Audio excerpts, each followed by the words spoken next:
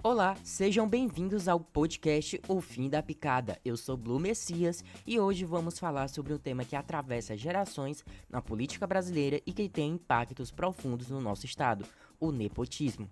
Vamos entender como o poder familiar se perpetua na administração pública e discutir as consequências disso na política local. Fique com a gente!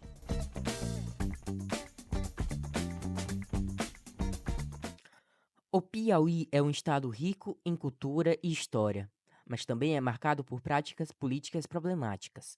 Uma delas é o nepotismo, quando familiares são nomeados para cargos públicos com base em relações pessoais e não é por mérito. Mas como isso afeta a nossa sociedade e as instituições? Para entender melhor, vamos conversar com especialistas e pessoas impactadas por essa prática. Antes de mergulharmos nos casos mais recentes, é importante entender que o nepotismo não é uma prática nova. Historicamente, ele tem suas raízes em sociedades onde o poder estava concentrado em famílias.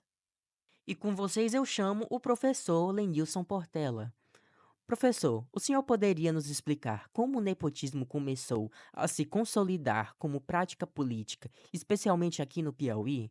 Do Piauí, para que se possa compreender a gênese desse processo, é preciso que retomemos algumas questões, como alguns aspectos mais gerais sobre essa prática que é política, essencialmente, ou pelo menos parcialmente, para que a gente consiga ter uma compreensão mais alargada desse processo. O nepotismo, enquanto um movimento de favorecimento de parentes, né, que é como nós conhecemos, remonta não exatamente a uma prática política no seu sentido restrito, mas vem de um conjunto de relações que, de algum modo, também são políticas, mas em um sentido mais alargado, mas que originalmente encontravam-se ligadas a uma instituição, que seria a Igreja Católica.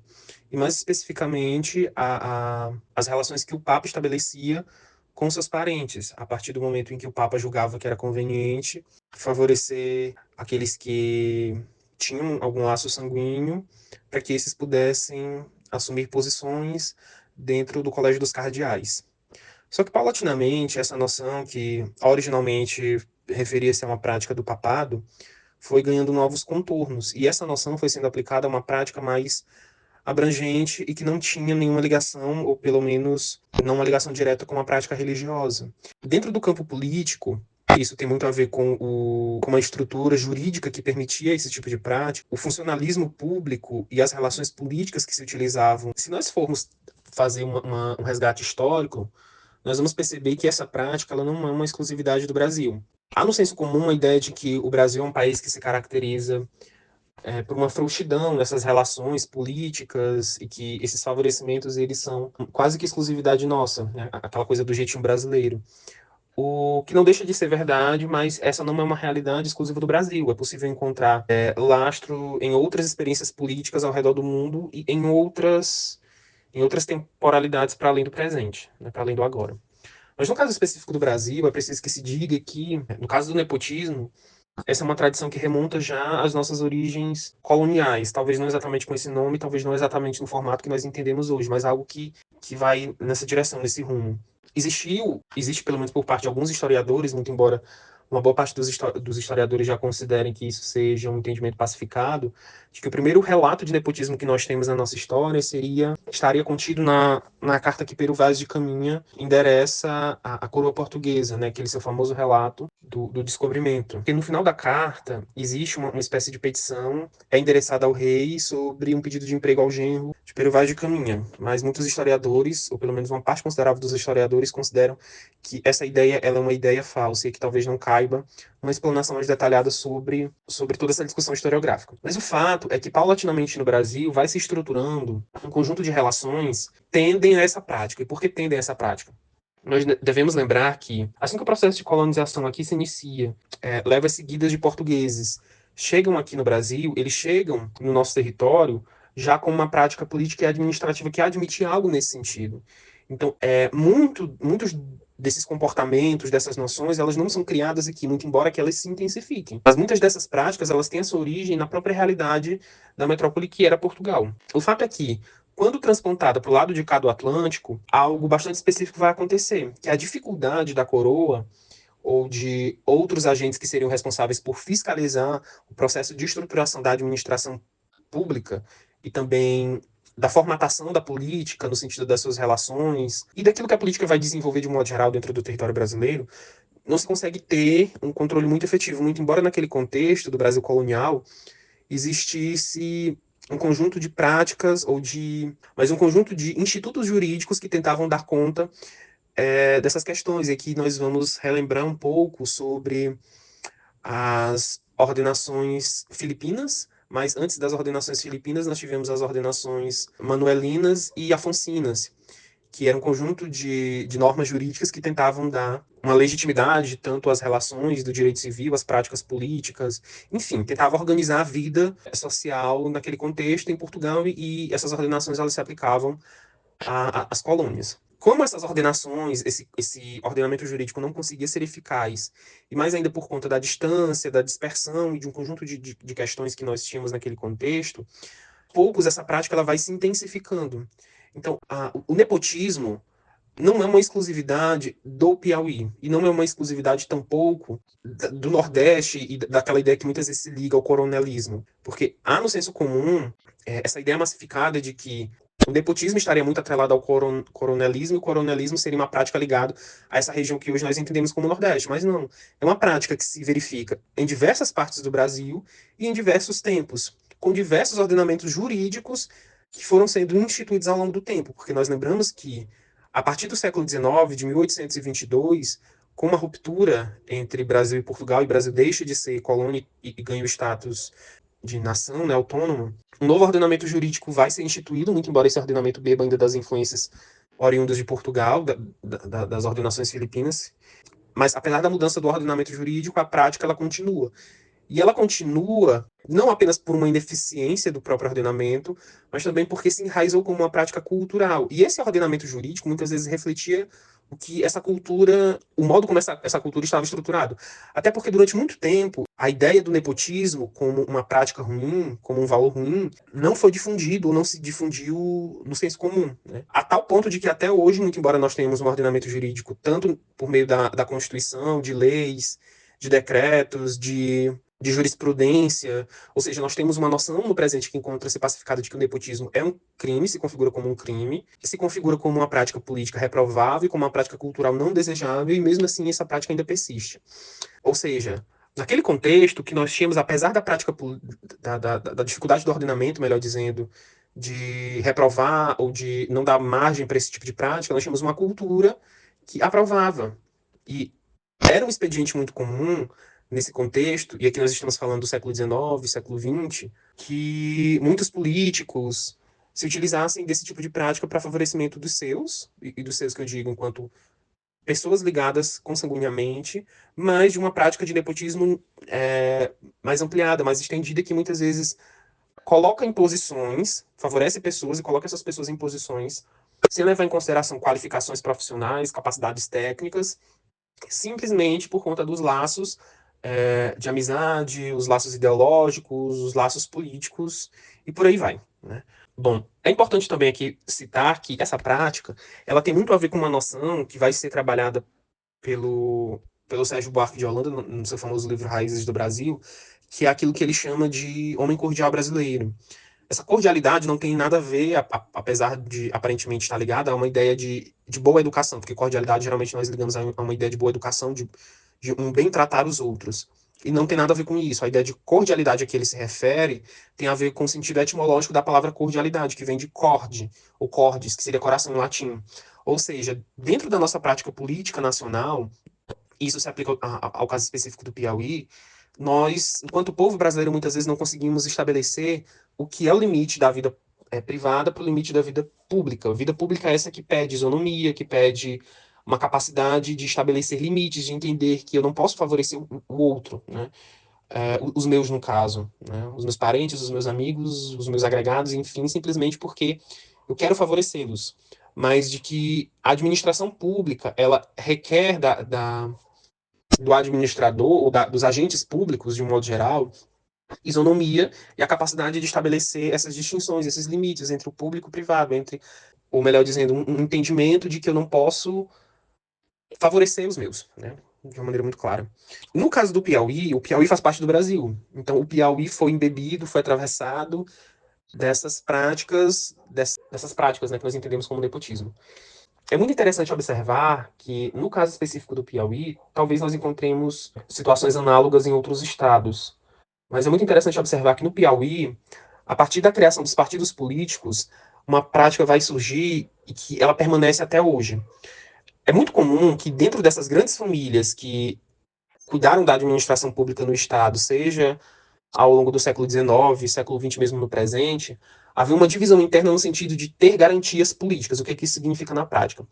Muitas vezes, dentro da mesma casa, onde 5 pessoas residem, né, um pai, a mãe e 3 filhos, todo mundo ali tem uma inserção política, mas cada um deles esteja afiliado a um partido político diferente um do outro. O pai pertence ao MDB, a mãe está afiliada ao PP e cada um dos filhos filiados a partidos completamente distintos entre si. E por que isso? Isso tem muito a ver com esse desejo de ter garantias políticas. Porque, sendo o pai filiado ao MDB, e em um pleito eleitoral o partido do pai não consegue lograr êxito nesse pleito, e o partido da mãe tendo logrado, ela consegue garantir algum tipo de estabilidade, não apenas para si, mas para os seus. Então, é muito comum observar isso, sobretudo cidades pequenas. Nas pequenas cidades do estado do Piauí, nós conseguimos observar essa prática até hoje. Isso é muito comum. E dentro da nossa história, da história do Piauí, é possível observar que essa prática ela foi sempre um expediente bastante utilizado ao longo da história. Até porque, se nós remontarmos ao início do processo de colonização do Piauí, nós vamos perceber que, paulatinamente, famílias ou núcleos familiares vão sendo formados em regiões do Estado. Talvez isso tenha a ver com o processo de divisão territorial que se caracterizou ali na formação das Sés Marias e da constituição da nossa elite local. Talvez tenha muito a ver com isso. Pode ser também que tenha a ver com alguma outra noção, outro processo, melhor dizendo, que, pelo menos no século XIX, de uma maneira muito mais clara, nós temos dois grandes núcleos familiares que serão responsáveis por se dividir dentro do estado do Piauí. Ao norte, nós vamos ter a família Castelo Branco, que vai ser a grande família latifundiária, e ao redor da família Castelo Branco, muitas pessoas vão orbitar, muitos agregados, e agregados não no sentido de terem territórios próximos às grandes possessões de terra, mas agregados no sentido político, de que eram próximos, embora não fossem Castelo Branco, e que, de alguma forma, conseguiam se beneficiar quando a família Castelo Branco, e mais especificamente o Partido Liberal, que era o partido a qual se filiava a grande maioria da família Castelo Branco, ascendia ao poder. E no caso do sul do Piauí, nós vamos ter uma família, que é a família Souza Martins, que vai ter na figura do Visconde da Parnaíba, o Manuel de Souza Martins, talvez o seu nome mais importante, mais influente ali no século XIX. O fato é que, ao redor desses grupos familiares, muitas pessoas vão orbitar na intenção de terem garantias. E daí a importância de nós compreendermos aquilo que eu falava no início, de que o nepotismo ele nem sempre assume, e no caso específico do Piauí, isso se observa, uma prática no seu sentido estrito, de que há o favorecimento apenas das pessoas ligadas consanguinamente. Mas essa prática ela vai se estendendo, ela vai ganhando novos contornos e vai assumindo novas feições com o passar do tempo. Então era muito comum que, por exemplo, se o Partido Liberal ascendesse ao poder, assumisse o gabinete, com ele assumiam as posições não apenas as pessoas ligadas àquela família, mas todo aquele grupo que estava ligado ao partido assumia posições. Da mesma forma, se o gabinete liberal caía e o gabinete conservador caísse, no caso aqui específico do Piauí, estaria mais ligado ao sul do estado, com a família Souza Martins, essas famílias e esses grupos políticos, os seus agregados, os seus correligionários, também ascendiam essas posições. Então, a administração pública, ela se dava não a partir de uma ideia de isonomia, de capacidade técnica, ou de outras capacidades que pudessem preencher as necessidades da máquina pública naquele contexto. Não, o preenchimento desses espaços se dava a partir dessas relações políticas que iam sendo elaboradas a partir de muitas questões, dos laços familiares, das alianças políticas, enfim. O fato é que hoje, no século XXI, 2024, nós temos um ordenamento jurídico, como eu já fiz menção aqui, seja através das leis, do entendimento pacificado da jurisprudência de que isso se constitui como uma prática reprovável. E exista também dentro da nossa consciência social, da nossa consciência cultural, de que essa é uma prática reprovável e criminosa, o que nós vemos muitas vezes é a perpetuação desse hábito, desse costume. E através de novas práticas, como aquilo que se entende como, por exemplo, o nepotismo cruzado. Como a lei veda a nomeação de pessoas até o terceiro grau, salvo engano, de pessoas que estejam ligadas àquela pessoa que tem a capacidade de nomeação, uma prática que é muito comum é existir um nepotismo cruzado, que é quando um político ou algum agente público, como é o caso muito comum de desembargadores também, nos tribunais regionais, ou em tribunais mesmo superiores, nomearem pessoas da família de outro desembargador ou de outro político. E esse favor é retribuído. Dito de uma maneira mais clara, é como se me dissesse para o outro: olha, eu tenho uma vaga aqui no meu gabinete, eu tenho uma vaga aqui em determinado órgão, eu nomeio um parente teu, e assim que surgir a possibilidade, o inverso vai acontecer. E nós vamos burlar a lei, nós vamos, através de uma brecha, conseguir perpetuar ou dar uma nova feição a uma prática que já é muito antiga. Esse é um expediente que se observa, mais uma vez, não apenas no Piauí, mas em todo o Brasil. Muito obrigado, professor. Como vimos, o nepotismo já está presente nas estruturas políticas e judiciais do país há séculos, e ele ainda resiste. Agora vamos para os casos recentes. Você sabia que uma das práticas mais comuns de nepotismo é o chamado nepotismo cruzado? Quando políticos trocam favores nomeando parentes uns dos outros? No Piauí, isso tem se tornado uma verdadeira tradição. Conversamos com a jornalista política Marta Santos, que tem conhecimento sobre casos de nepotismo em prefeituras e na Assembleia Legislativa. Quais são os casos mais emblemáticos que você encontrou, Marta? Recentemente, aqui no Piauí, a gente teve alguns casos que podem ser configurados e classificados como nepotismo. O caso do prefeito de Barras, Edilson Capote, é um exemplo. Ele foi investigado pelo Ministério Público depois de denúncias de nomeações para parentes dele, para beneficiar parentes em cargos na prefeitura. Entre os acusados estava a esposa do secretário de Educação e a sobrinha da vice-prefeita do município, que ocupavam esses cargos chamados comissionados. O Ministério Público determinou a exoneração dessas pessoas depois que o caso foi julgado e classificado ali como nepotismo.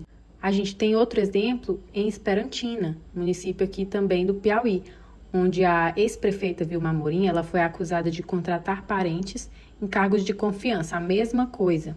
Esse tipo de prática, infelizmente, não é raro aqui no Piauí. Normalmente, quando acontece, as mídias, prensa, principalmente local, repercute bastante os casos. Nesse em específico, a ex-prefeita ela teve que responder todas as investigações conduzidas pelos órgãos de controle, assim como o prefeito de Barra.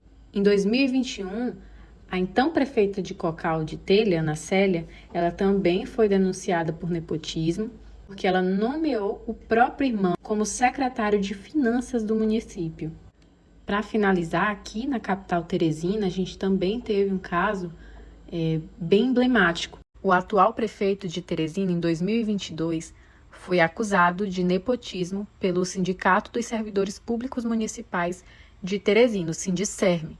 Eles alegavam que as nomeações de Cláudio Pessoa Lima e João de Deus Duarte Neto para os cargos de secretário da Superintendência Municipal de Transporte e Trânsito, a S-Trans, e presidente da empresa teresinense de desenvolvimento urbano, a ETURB, respectivamente, eram ilegítimas, porque os dois são parentes diretos do atual gestor, do atual chefe do executivo. João de Deus, inclusive, é filho de Dr. Pessoa, João de Deus Duarte Neto.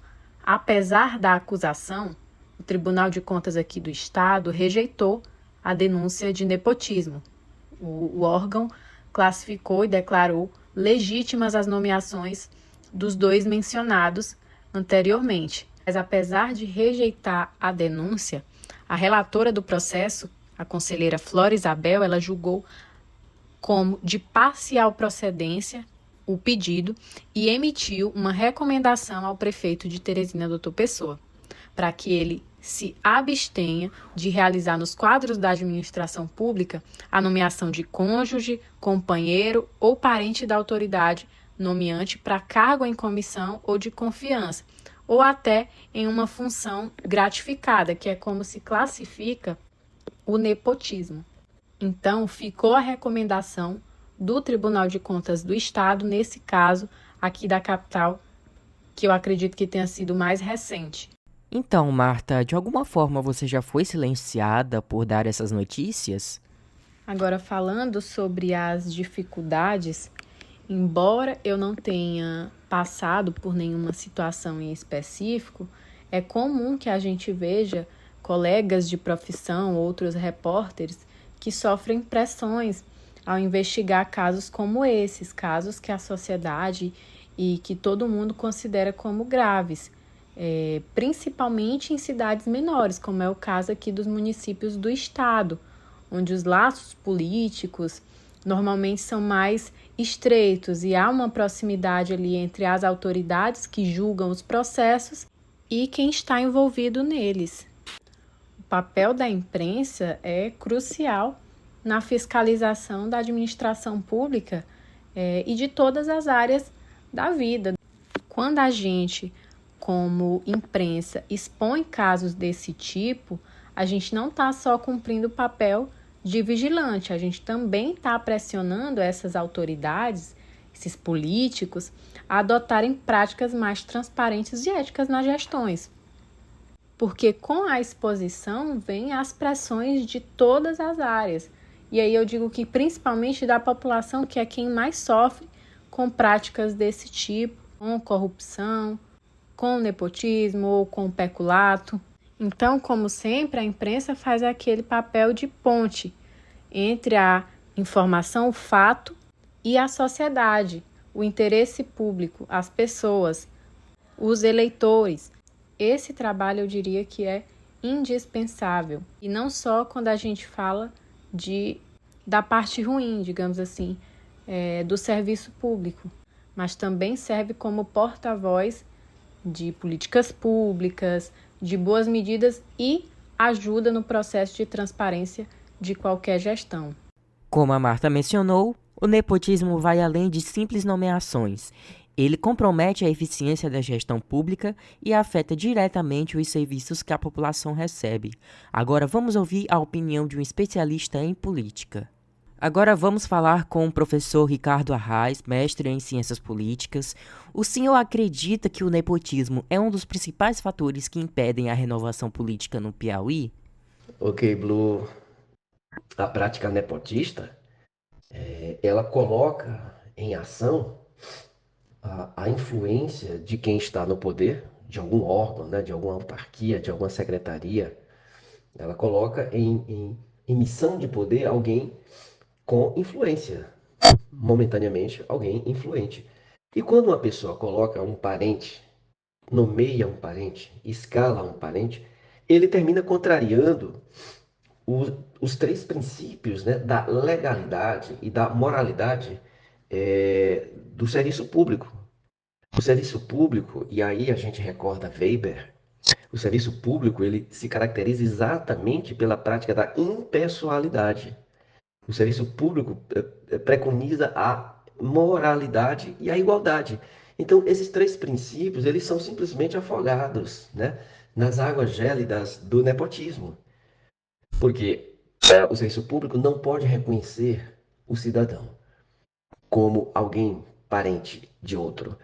Todos são iguais. Essa é a moralidade da coisa pública, né? E o nepotismo ele acaba com isso, ele acaba com a impessoalidade, porque você fulaniza o dono momentaneamente do poder, coloca nos cargos aqueles que ele acha que são lhes mais próximos, né? E aí a própria Constituição e as regras que vêm normatizando essa questão do serviço público, ela coloca como parentes próximos, por exemplo, o cônjuge, né? O marido ou a esposa, o companheiro ou a companheira, né? Então, todos os parentes em linha reta, em linha colateral ou parente por afinidade até o terceiro grau não poderiam ser aproveitados sem o devido concurso. O concurso público é que evita o nepotismo. Só que as autoridades, muitas delas, elas mandam as favas, o princípio da moralidade, o princípio da impessoalidade, e contratam, né, e indicam, nomeiam, favorecem os seus parentes. Então, essa é uma prática ilegal, essa é uma prática imoral e que a própria Constituição Federal veda. Portanto, ela não deveria existir, mas ela existe, ela está presente no serviço público. Uma das maneiras para se evitar ou para se burlar, na verdade, para se burlar a lei que proíbe o nepotismo, é fazer um nepotismo que é chamado de nepotismo cruzado. O que é que acontece?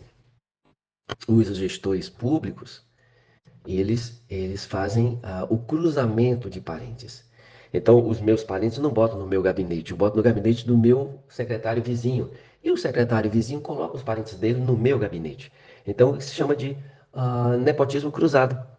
A prática continua existindo. Essa prática imoral, essa prática ilegal e que vai de encontro, né, contra a Constituição de 88. O serviço público não deve reconhecer ninguém. Alto, magro, baixo, gordo, moreno, branco, homem, mulher, não reconhece isso. É a tal da impessoalidade. E isso iguala o cidadão. E isso dá moralidade para o serviço público. O nepotismo acaba com isso. O nepotismo, essa prática imoral e ilegal, ela joga isso na lata do lixo, por conta de que o gestor de plantão, o gestor que está naquele momento à frente de um órgão público, ele simplesmente rasga a Constituição e nomeia, né, e favorece os seus parentes, né? Então, o uso do poder, né, o uso da posição que ele ocupa nesse momento para nomear, para favorecer parentes e familiares é o que se chama de nepotismo. E essa prática, ela é ilegal, ela é imoral e ela é inconstitucional. Ao longo deste episódio, revisitamos as raízes do nepotismo e os impactos que ele causa no nosso sistema público. Entendemos com a contribuição do historiador que essa prática atravessa séculos e o poder concentrado nas mãos de poucos é um traço herdado desde o período colonial. Essa história nos ajuda a perceber que o nepotismo é mais que uma simples nomeação, é um sistema que influencia, que perpetua privilégios, sustentando estruturas que dificultam a renovação e a justiça social. Com a fala da jornalista Marta, também nos lembrou da importância da transparência e do papel da imprensa em trazer esses casos à tona. A informação dá aos cidadãos a possibilidade de acompanhar e cobrar ações mais éticas e responsáveis de seus representantes, incentivando práticas de governança que priorizem o interesse público. E com a fala do professor e cientista político Ricardo Arraes, entendemos que, ao compreender a impessoalidade e a moralidade no serviço público, o nepotismo limita as oportunidades e enfraquece a confiança no sistema. Um governo que se baseia em nomeações por relações pessoais perde a chance de valorizar o mérito e a eficiência, essenciais para uma administração responsável. A verdade é que, se queremos construir um país mais justo, precisamos nos posicionar contra práticas como o nepotismo, que enfraquecem a confiança pública e limitam o acesso à igualdade de oportunidades. Essa luta exige coragem para questionar, investigar e informar, mas também exige de cada um de nós um compromisso em cobrar transparência e apoiar políticas que garantam o mérito e a ética nas esferas de poder. Então, ao encerrarmos este episódio, deixo o convite para que todos nós, enquanto sociedade, mantenhamos essa discussão viva. Precisamos questionar o que aceitamos como normal e trabalhar juntos por um sistema onde o público esteja acima do particular. Só assim podemos construir um futuro onde a administração pública seja, de fato, uma ferramenta de serviço para todos. Vale ressaltar que este episódio do podcast Fim da Picada faz parte do meu trabalho de conclusão de curso, o famoso TCC. Obrigado por me acompanhar, que este episódio sirva como um ponto de partida para repensarmos e agirmos em direção a uma política mais ética e democrática. E não se esqueçam de compartilhar este conteúdo, continuar acompanhando nossas discussões e levar essa mensagem adiante. Até a próxima!